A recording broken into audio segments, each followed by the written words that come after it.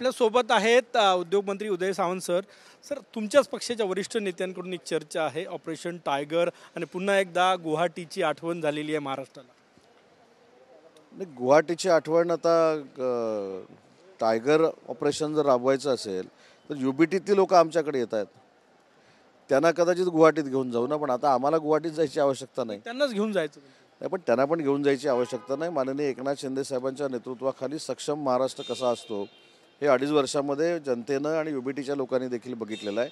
आणि म्हणून कुठचंही ऑपरेशन चालवायची आवश्यकता नाही. एकनाथ शिंदे साहेबांच्या नेतृत्वावर विश्वास ठेवत अनेक लोक शिवसेना पक्षामध्ये प्रवेश करत आहेत. पक्षात जी चर्चा सुरू आहे ऑपरेशन टायगरची, काय आहे नेमकं ऑपरेशन टायगर? म्हणजे खरे टायगर आता तुमच्या शिवसेनेत आहे की? अशी आहे की ऑपरेशन टायगरची चर्चा ही आमच्याकडे कुठेही सुरू नाही. ऑपरेशन टायगर हे अतिशय चांगलं नाव तुमच्या सगळ्या माध्यमातून आम्हाला मिळालेलं आहे.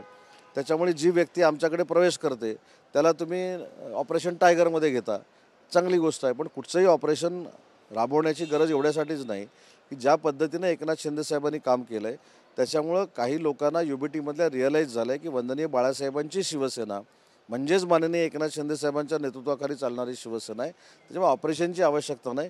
पण एखादी व्यक्ती आमच्याकडे आल्यानंतर तुम्ही त्याला नाव दिले की ऑपरेशन टायगर, ते चांगलं आहे. म्हणजे ऑपरेशन राबवण्याची गरज नाही, ऑपरेशन न राबवताच काही खासदार येतील असं म्हणायचं आहे? मी स्पष्ट सांगितलं ना.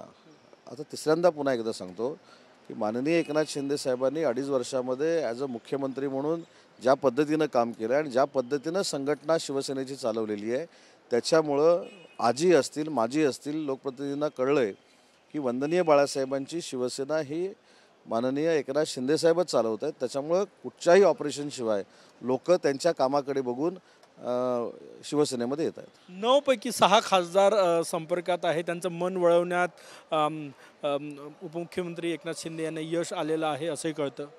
नाही, काही गोष्टी राखून ठेवल्या पाहिजेत, काही गोष्टी सस्पेन्स ठेवल्या पाहिजेत. त्या सस्पेन्स त्यांनी ठेवलेल्या आहेत. योग्य वेळी ते योग्य सगळ्यांना सांगतील. पक्षांतर बंदी कायद्याचा फटका बसू नये म्हणून सांगतील ना, सगळ्या गोष्टी सगळ्यांना सांगतील. नियोजन कसं असणार आहे आल्यावर त्यांना पक्ष बदला सगळं सांगतील. तुम्ही अजिबात चिंता करू नका. मी देखील 4थ्यांदा मंत्री झालेलो आहे. तुम्ही मला कसाही जरी प्रश्न विचारलात तरी तसंच उत्तर मी देणार आहे. एकनाथ शिंदेसाहेब योग्य वेळी हा निर्णय सांगतील कोण कोण आमच्यासोबत येत आहेत. या सगळ्या निर्णयात, कारण की महायुतीत तुम्ही आहे तिन्ही पक्ष, तर भाजप सोबत आहे का, म्हणजे देवेंद्रजी सोबत आहेत? तर मला असं वाटतं की प्रत्येकाला पक्ष वाढवण्याचा अधिकार आहे. त्याच्यामुळे एकनाथ शिंदे साहेबांच्या नेतृत्वाखाली आम्ही शिवसेना वाढवतोय. देवेंद्रजींच्या नेतृत्वाखाली ते भाजप वाढवत आहेत आणि अजितदादांच्या नेतृत्वाखाली ते NCP वाढवत आहेत. मध्यंतरी चंद्रशेखर बावनकुळे भाजपचे प्रदेशाध्यक्ष आहेत, ते म्हटले होते की मोठे जेव्हा प्रवेश होईल तेव्हा महायुतीच्या 3 नेत्यांनी एक दुसऱ्याशी समन्वय साधणं गरजेचं असणार आहे. मग आम्ही असो, अजितदादा असो किंवा शिंदेसाहेब असो, मग ते साधत असतील ना. आता त्यांनी समन्वय साधून एखाद्याला घेतला आहे की नाही घेतला आहे हे मला असं वाटतं की जाहीररित्या सांगण्याची आवश्यकता नाही. ते अतिशय चांगल्या पद्धतीनं समन्वय साधूनच काम करतात. शेवटचा प्रश्न, उद्धव ठाकरे गटाचं भविष्य काय आहे हे त्यांनाच विचारा. त्यांच्या पक्षाचं भविष्य आम्ही कसं काय ठरवू शकतो? त्यांच्या पक्षाचं भविष्य आहे का नाही, त्यांना विचारलं पाहिजे ना. आम्ही UBTचं महत्त्व काय आहे, UBTचं अस्तित्व काय आहे हे विधानसभेला दाखवून दिलं आहे. भविष्यातल्या स्थानिक स्वराज्य संस्थेनं देखील दाखवून देऊ. पण आता नक्की ते काय मानतात अस्तित्व हे त्यांना विचारलं पाहिजे. खूप खूप धन्यवाद. कॅमेरामॅन साईसह गजानन उमाटे, TV9 मराठी, नागपूर.